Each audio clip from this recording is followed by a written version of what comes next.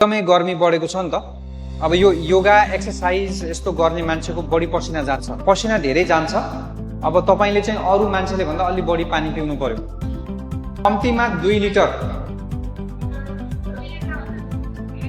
कम्तीमा भनेको मैले है।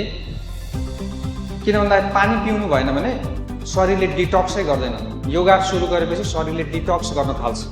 भित्रको फोरोहरू जमेर बसेको फोरोलाई फाल्नको लागि बढी पानीले सहयोग गर्छ।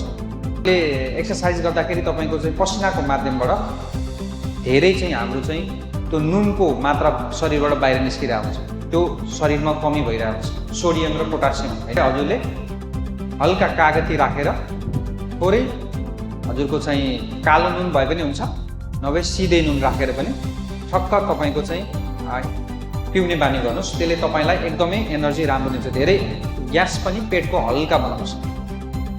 ट्राई गर्नु होला है।